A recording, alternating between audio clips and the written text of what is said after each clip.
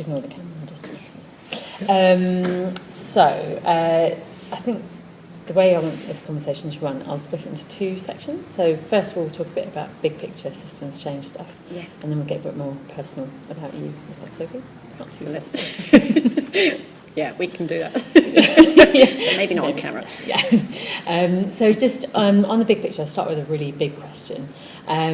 What is it about the system within which you work that you're trying to change? God, that is a big question. And I probably have never consciously thought about that kind of answer to, because you're always so busy doing. I kind of work across sectors quite a lot anyway, so I'm not sure that I could specifically talk about kind of a particular domain, but I think one of the things that I've been trying to do for some time is to work with the kind of creative and cultural sector, and I suppose to try and kind of bring some oxygen into it so that it's able to connect far better with the economic system, but not in terms of the kind of the arts markets, and effectively continuing to sort of speak into the sort of neoliberal kind of economic arguments, but to actually think about how the sector might be able to kind of respond to some different economic models, but also to think about how it works more broadly with kind of politics. And again, I don't necessarily mean party politics, but actually kind of engagement with social justice and development issues. And so how it starts to think of itself, I suppose, as a sector that is kind of consciously working for social change. Brilliant. Okay. And do you think it's important to articulate a vision of the future when you're in that space of systems change? All the theory says yes. And I think it's really, really important to have a kind of absolute kind of optimism and kind of generosity and sense of the possible. But I think sometimes in my experience, if your vision in the future is as radical and ambitious as you would want it to be, then actually I think sometimes that picture can feel so far away to some people that it feels like it's impossible. It's a kind of dream. It's like something that doesn't actually connect with the kind of current reality. So I think there is I don't really believe in the sort of idea of sort of mission statements and vision statements and that kind of stuff. I think sometimes once you start to kind of fix and pin something, it's like pinning butterflies. You actually kind of lose the beauty of something that actually emerges out of kind of conversation and dialogue, and is a kind of development process, an iterative process of moving forward. Yeah. So yeah, I mean, I think you have to have some sense absolutely of what that kind of means, but whether or not it's something that needs to be actually kind of, laid out as a kind of starting point and a kind of manifesto in those terms. I don't know. I think I probably used to think that. I don't know if I do anymore. What changed your mind?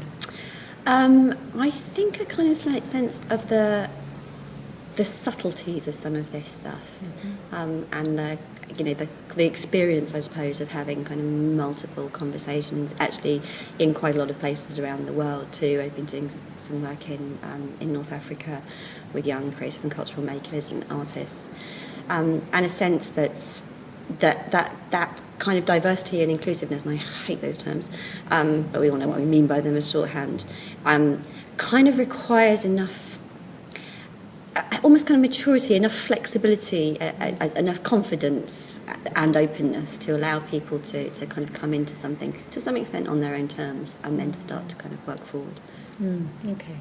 And about that working forward and kind of coming to things on people's own terms, one of the other things that we hear about a lot in relation to systems change is, having a theory of change.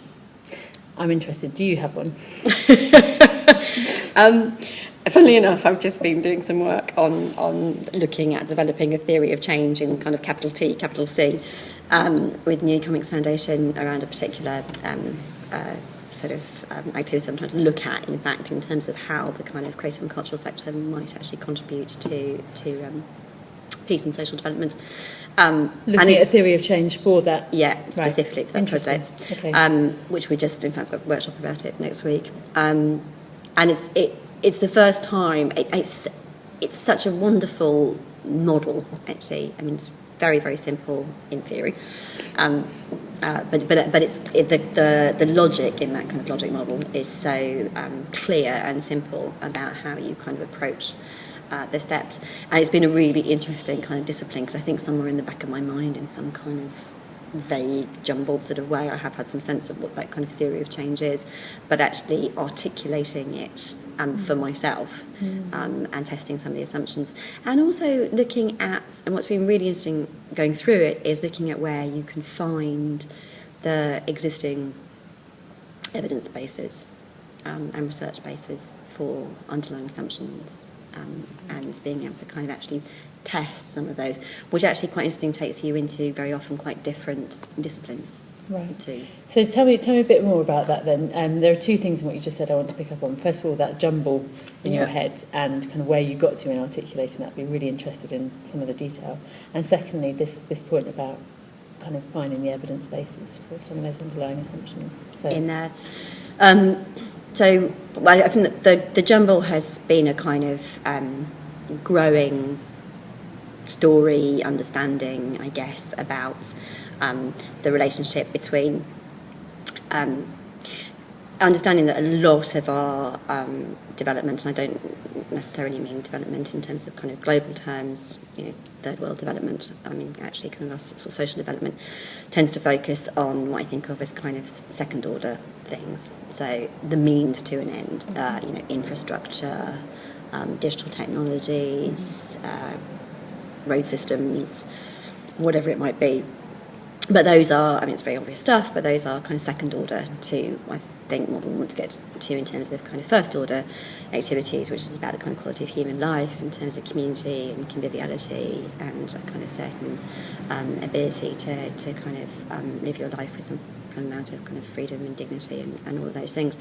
So is it possible to get to the first order things through concentrating solely on the second order things, or actually can we look at a theory of change that says if you start with the kind of first order that you're trying to get to and then start to come back from that around actually what the kind of steps might be, and not just the what but actually the kind of how, because those first order questions seem to me very much are how questions, they're values based questions rather than kind of infrastructure or kind of delivery based questions. They're quite different. So starting to try and unpack that and work back through the kind of assumptions that underlie, and then actually trying to look at, and I haven't got very far at the moment, so I probably won't be able to be particularly kind of intelligent about it, but I'm just starting to try and look at if you can make some assumptions about well, particularly drawing on a lot of the work from Common Cause and the Values and Frames work that Tom Crompton and others have been developing. So if we kind of understand that this is actually values-based work, then actually how do we understand the kind of the cognitive psychology that works behind that, one of the kinds of experiences and experiences actually in the kind of wider public realm as well as in our kind of private lives that shape and affect those. So how do you start to think about the right kinds of quite subtle interventions that kind of respond to the sort of shaping of the framing that we kind of hold around us. Okay. And on the values question, I think that's this kind of question of how you intervene around values, or what does that look like? What works there? In your experience, thinking about your work in creative and cultural sectors, what kinds of, I hate this word, but what kinds of interventions do you think have been successful, or you could illuminate ones that perhaps haven't been successful in terms of taking that step towards systems change? Yeah, back to the value stuff, I think it's been work that's been very much focused on a kind of purposeful generosity and a kind of an openness and a kind of welcoming in, and actually a wanting to make change. Somebody put it very beautifully, and I can't actually remember who it was, but moving from sort of artists as commodity makers to artists as kind of change makers, which is a long history. It's not necessarily a novel thing too. But I think there's some quite interesting things like Rick Lowe's Project Row Houses, which is quite interesting when he chose to move from effectively being an artist who was making big canvases that were trying to speak to the sort of narrative of deprivation and sort of social change, and then was challenged by somebody actually among the projects who kind of said, if you're an artist then surely you should be able to come up with a kind of creative solution that will help us, that will actually help us do something, not just tell us things we already know about our condition. So I think for me, it's interventions that try to kind of move into that space. And again, I cannot remember the name of the artist. You know how bad I am with people's names. The very famous artist who very recently, during the uprisings in the Middle East and North Africa, basically gave away all of his work as templates for the protest movement. So just put them out there for people to be able to kind of reuse and kind of manifest in their communities in various ways. So for me, I think it's the work that actually really tries to reach out rather than kind of pull back in. There are probably hundreds of other examples. Okay. Kind of comes to mind. Sorry, I've been holding that in. Right. Okay. And so that idea of drawing people in, and that for me connects to the sense of a movement and how that's part of systems change. And one of the other things we're really interested in is, from your perspective, who are your allies in this journey, and who are your enemies? Quite a pejorative word, but very, very good question. My allies, and you know this very well, I think, Svea, I tend to work on the basis of working with people who I think hold the right kind of values, rather than necessarily people who might be in the right places, as it were. So I'm not particularly interested in people's kind of position power from that point of view, but much more actually in their kind of energy, their generosity, their fearlessness and their humour. I think there's a kind of humanity around all of this that's really, really important. So my allies tend to be people who I've actually developed kind of a more sort of, I guess, more sort of personal relationship with, probably primarily than a kind of professional relationship. So at the moment, if you want me to sort of name names, then I'm working very closely with Jonathan Robinson, who set up the Hub Network, who absolutely is somebody who has an extraordinary kind of energy and vision, but absolutely is working from a kind of place of kind of deep values, I think, of, you know, extrinsic values. Who else? I'm working quite closely actually with my partner Peter Jenkinson, who's done a lot of work in the cultural sector, who's one of the kind of early proponents of trying to sort of move museums from being kind of about artefacts to actually being about relationships, and thinking about how that kind of storytelling actually works quite differently. I work a lot with Charlie Timms, who's a researcher who you know well, who I worked with at Demos a long time ago, and I've known for a very long time, and we work together. And I also work with what's known as Three Johns and Schuler, which is John Newbegin, John Kiefer and John Holden. And again, that was a coming together of four quite different people, but based around a series of kind of conversations and a recognition of something in each other and a sort of will to sort of do something. So yeah, those are probably, if I off the top of my head, some of my closest allies, including you actually, you know, kind of long term, and a few others. Enemies, in that kind of Gandhi way, I try to kind of go with hate the sin and not the sinner, if you know what I mean. So I think my enemies kind of tend to be the sort of the intractable sort of institutions, the people who are always prepared to say no, it's not possible, or who will always kind of go to the lowest common denominator in anything, and are very, you know, kind of almost want to rob something of its energy and its potential, and to kind of, either because they're incredibly technocratic in the response, and I think it's a real danger in some of the systems change stuff actually, that I think it's possible for it to become an incredibly technocratic kind of way of thinking about development in the future. So yeah, I think those are probably my enemies. Okay. I'm not going to name names. No. We won't ask you to, not on camera. The forces of evil. Okay, and then the intractable institutions. One of the discussions we've been having a lot with Point People is about systems change and power. Yeah.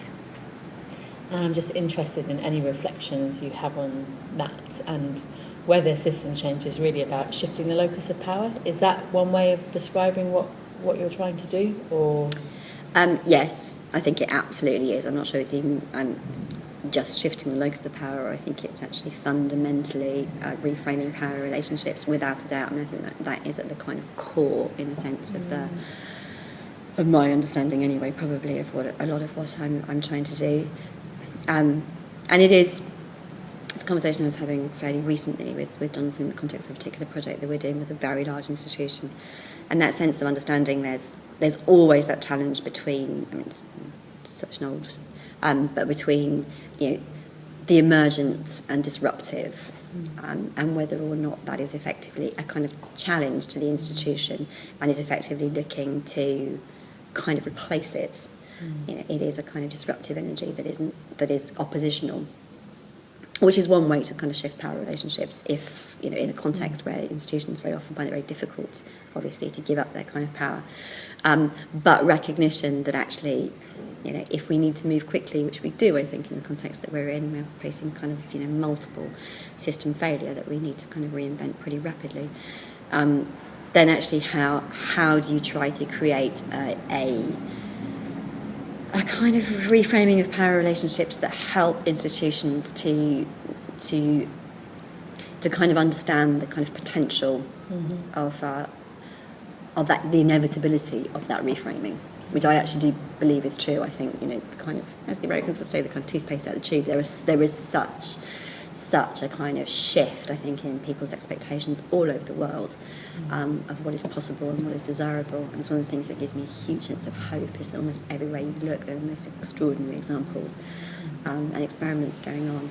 And I think institutions, I think somewhere in them they kind of know that they have to kind of respond to that, and shifting the power relations in a way that they're able to use their power at the same time as knowing how to let go of it. It's a very complicated conversation, as we well know. But no, I think it is fundamentally about power, and it is a political question, without a doubt. I'd like to move on to some more personal questions about you, and I'm interested in how you describe your work to people you don't work with. As you know, I generally try not to do so. It is one of those questions I dread being asked at dinner parties or when you meet somebody, because I find it very, very difficult to do. And I still haven't come up with, I've been challenged by quite a number of people to kind of create a elevator pitch or whatever the right description is, and I totally failed to do so. I don't have a business card because I can't possibly imagine what to put on it. It's a fairly useless answer. I don't know. I mean, and maybe it's because I kind of there's part of me that wants to sort of defy that sort of classification and all that. But I do recognise that makes it very difficult for anyone to really comprehend what it is I do, including me, probably a lot of the time.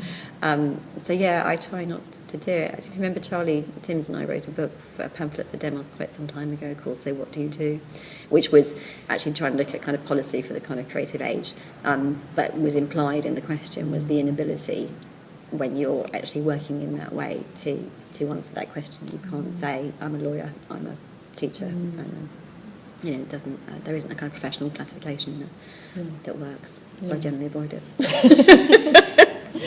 Fair enough. So another way into this maybe, because it is difficult. You're not alone, I think. Finding it difficult, as your pamphlet testifies to. What did you do last week? If you were to pull out your diary, what kind of things do you spend your time on? That's a really, really interesting question. That's a very interesting question. So I spent quite a lot of time working on a particular project that I'm working on with Jonathan Robinson, which involved a series of meetings, some just the two of us, some with people from the institution, sitting down and actually really trying to work through a proposition that we're putting together. So pulling apart a model, putting it back together again, testing a lot of the assumptions that we were working with, thinking about kind of key people that would actually be kind of pertinent or interested in it, actually looking at some of the kind of business modelling around it too, what the kind of investment and return models we might be looking at a lot of examples from around the world of kind of pioneering practice in parts of the process that we're looking at developing. So quite developmental sessions, some of them quite sort of big ideas, some of them actually quite nitty-gritty in the kind of how many of these do we need by kind of what date in terms of trying to actually look at the sort of operational and sort of business modelling around it. I spent quite a bit of time on Skype and teleconference calls with people in Cairo, in Europe, and in the States, talking about various bits of work that I'm kind of engaged with. So one conversation around somebody wanting me to go and speak about a piece of work I've just done for the IETM network, which is independent performing arts network across the world, looking at the relationship between art and the economy. Once a conversation in Barcelona around that, a series of conversations in Cairo, both about the development of the kind of creative sector and skills in that area, as well as a kind of leadership network that's being kind of created, and a series of conversations about evaluation frameworks. So if we're talking about developing, investing more money in culture and for development, then how do you know if it's actually producing anything of any value? And so a series of conversations with various academics and others. So that's kind of what my week looked like last week. So a lot of conversations. Yes. And a lot of making connections. Yeah. Yeah. Okay. Is that how you see your primary role in systems change, or?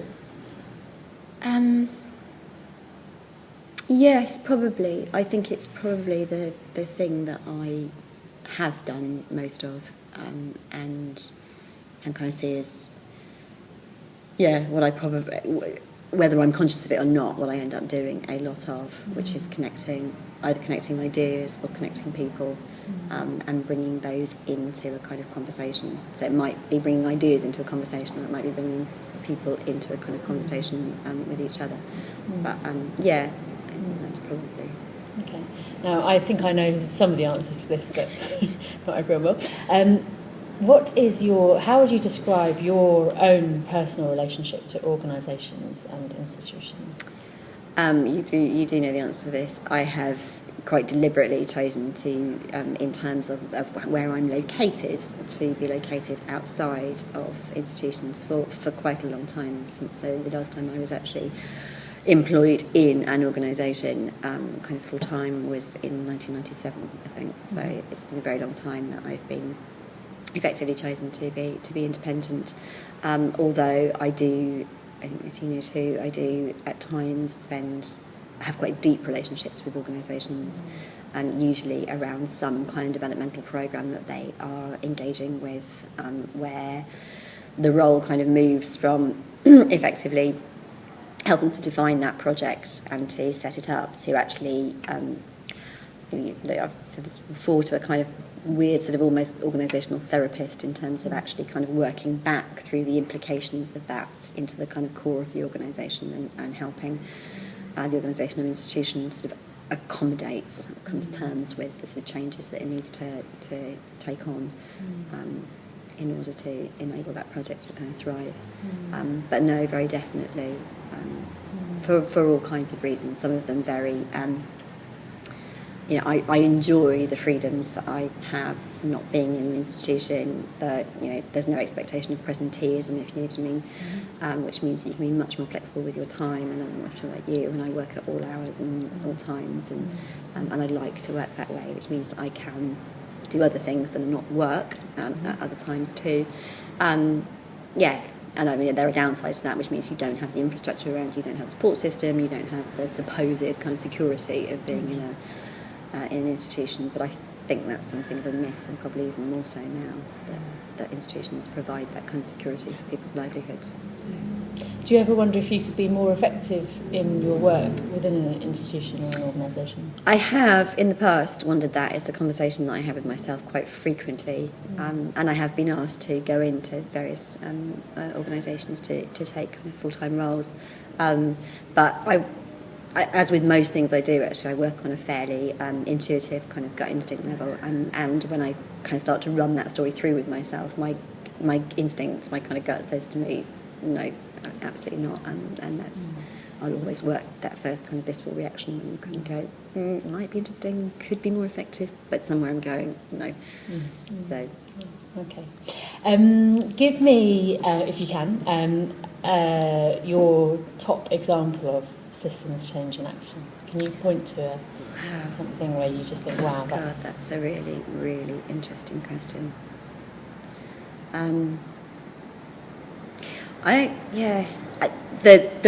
What comes to my mind, top of my mind, actually, was, and for Good and for Ill, has been the movements, particularly in Egypt. I think where it's going to take a long time for us to see the change, and hopefully the change actually to, in a kind of meaningful way, starts to coalesce and to create the kind of new patterns and new relationships and new power relationships, very definitely, which hopefully will happen, and these things take time. But I think that what I found fascinating about that was watching the ability of very small events to kind of trigger huge responses and huge and very intelligent, actually, demand from such a broad range of society and kind of community for change, and to a point where it was utterly irresistible, for good or for ill, and the questions that now sit behind it. But I think I hope, I'm kind of eternal optimist, that are being kind of worked out. But for me, what immediately comes to mind when I think about that is having witnessed and actually done quite a lot of work with people in that context, of how something, it wasn't planned, it wasn't. And I think part of its beauty and part of what carried it was that it was actually a much more grassroots, spontaneous kind of response that just flowed in a particular way. So do you think we can learn from that example? I do. I think there's all kinds of learning from it. I think there's a huge amount about how some of the communications worked in there, and how quickly those worked and how global they were. There were all kinds of people who very quickly got involved in responding, from sharing very basic instructions on how to deal with a kind of a gas attack, to tear gas attack that was kind of shared across faxes and all kinds of things on mobiles. The kind of speed with which people were able to communicate and coalesce around very, very practical responses, that actually made things travel much, much further, I think is very, very interesting. And then I think, obviously, on the kind of other level, because in part my problem with the kind of system change sort of theory stuff is that it doesn't always locate itself in the kind of realities of kind of human existence and in the emotions of human existence, and that's why I think that example is very interesting, because it was effectively an emotional response to something. And I think if there's something to learn, perhaps, is how you work in the communications things, how you work with that emotional response in order to amplify it and ground it, but also how you work with it to try and organise it into some kind of potential that doesn't then become completely vulnerable to other power interests, effectively being able to take over a kind of, once you break down the power, then there's the kind of possibility always that some other interest is going to come in. Yeah.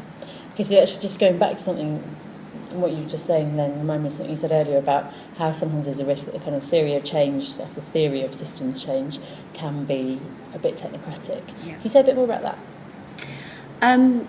From your own perspective. Yeah. I think, for me, that's the right way to articulate this. There's always a danger, as in any kind of area, that people want to professionalise and appropriate a kind of language and create a language around it. That becomes then a sort of belongs to a certain group of people who are able to talk in those terms. And I think there's a danger, as in all of these things, that I mean, sometimes for very good reasons, if you know what I mean, because we need vocabulary in order to shortcuts, otherwise long kind of descriptions. So it's not necessarily always intentional, but I think there's a kind of danger that kind of happens. And I think there's a kind of... It's quite attractive as a kind of area, and to kind of turn it into almost a kind of discipline in itself, or a kind of professional area. And for me, that absolutely robs it of its humanity and its kind of universality, and the fact that it's, at the end of the day, actually, theory of change stuff is kind of really kind of common sense. And that sounds really sort of mumsy, but it sort of is, actually. It's not rocket science, you know, it's not some hugely complex and sophisticated thing to kind of work with. And I think the more we can be sort of really honest and kind of truthful about this stuff and not try to turn it into something special and complex and for a particular kind of elite to work with, the better. And also, I just can get a bit bored too when you get those endlessly kind of huge reports, and it loses its meaning for me, weirdly, at that point. Okay, 2 more questions. Yeah.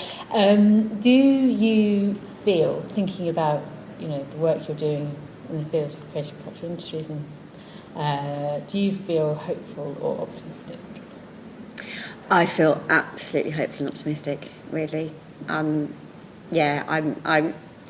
got into trouble for this already a few times, but actually I think you're seeing one system failing at the moment, and hopefully another much more interesting one emerging. So for all the kind of crisis there has been around the kind of cuts in arts funding, some of which is really significant, there's a bit of me that says actually that's a really good thing, because that was increasingly a failed system. In all sorts of ways, failing to respond to contemporary kind of issues, failing to actually kind of be relevant, simply looking at kind of government as its sort of source of validation rather than actually looking at people.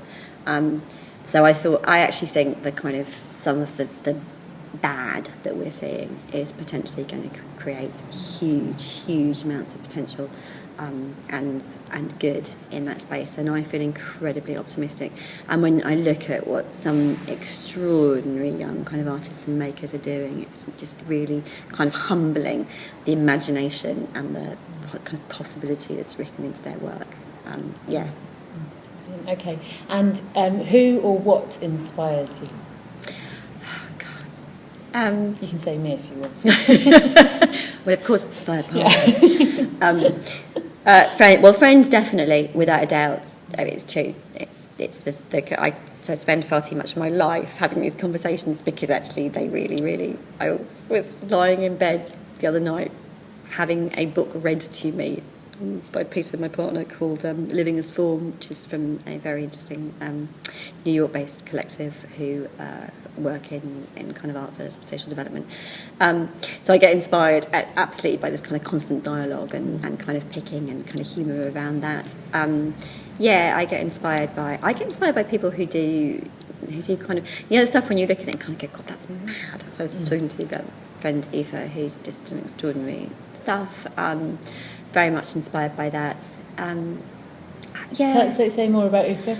Aoife is an old friend, Aoife Elbeck, who established the Chaos Pilots, which is the Danish higher education radical kind of new offer looking at developing social enterprise and creative and cultural enterprise through a very, very different kind of curriculum and experience for students who were there. And then he was recently Minister of Culture for Denmark, and he's embarking on some quite interesting work at the moment, which I won't say about because he asked me not to in broader context. But I think it's probably actually people who inspire me, and it's not the great names, although I can name the kind of heroes from Amartya Sen kind of on, but actually it's the people around me probably who inspire me more than anything else.